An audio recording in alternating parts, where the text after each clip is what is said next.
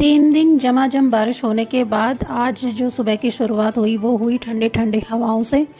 तो आज मेरी भी थोड़ी जैकेट वैकेट निकल गई हैं। आज लग रहा है कि ठंड की शुरुआत हो चुकी है। तो सोचा कि थोड़ा धूप में बैठ जाऊं और एक फुर्सत वाली चाय पी लूं, लेकिन काम मेरे दिमाग में अभी बहुत सारे चल रहे हैं। तो सुबह की शुरुआत तो 7 बजे हो जाती है, लेकिन अभी 11 बज रहे हैं। अब मैंने चाय पी है, उसके बाद मैंने कपड़े फोल्ड किए, उसके बाद मैंने एक दो काम और किए तो मुझे गर्मी लग गई। मैंने अपना जैकेट निकाल दिया और साथ के साथ भूख भी लग रही है।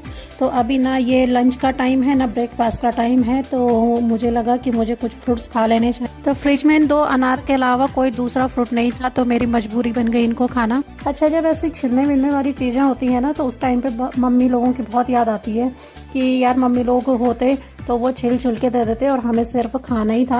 तो कभी मम्मी लोगों से डिस्कस कर लो खाने पीने का, तो मम्मी लोग इतना ज्ञान दे देते हैं, इतना ज्ञान दे देते हैं कि बेटा कि अकेले हो कौन छिल के देगा तुमको, अपने लिए तुम्हें खुद ही एक्टिव रहना पड़ेगा, अपना ध्यान खुद ही रखना पड़ेगा, ऐसा है वैसा है। अच्छा, देखा जाए तो माँ जितना हमें सिखाती है ना, उतना अपने ऊपर एक भी चीज फॉलो नहीं करती है।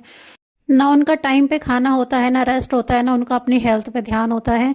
लेकिन माँ तो माँ ही होती हैं, बच्चों के लिए हमेशा ही आगे रहती हैं। अनार के साथ साथ मैंने पिस्ते भी छिलके रख दिए हैं, क्योंकि अमित भी मेरे साथ कहीं ना कहीं कॉम्प्रोमाइज़ कर रहे थे कि कभी ना कभी ये पिस्ते छिलके रखेगी और मुझे ऑफिस के लिए दे देगी, क्योंकि उनका ब्रेकफास्ट यही होता है।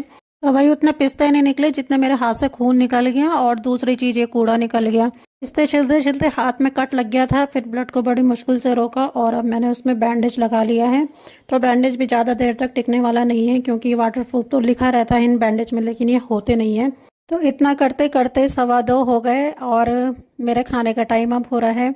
लेकिन मेरा मन तो था नहीं इस टाइम पे कुछ बनाने का, क्योंकि बे टाइम हो चुका है ये।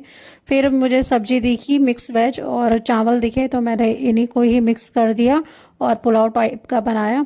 साथ के साथ मैंने रायता बनाया।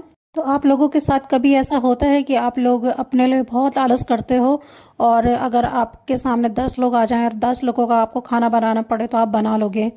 मेरे साथ ऐसा होता है कि मैं अपने अकेले के लिए बहुत आलस करती हूँ, और मेरे सामने अगर 20-25 लोग खड़े हो गए कि खाना बनाना है, तो मैं उन लोगों के लिए खाना बना दूंगी, लेकिन अपने लिए मैं खाना नहीं बना सकती। रायता और पुलाव बन गया, खाऊंगी, रेस्ट करूंगी और आपसे रिक्वेस्ट करूंगी कि प्लीज़ चैनल को ज़रूर सब्सक्राइब करें। लूंगी कल के ब्लॉग में, तब तक के लिए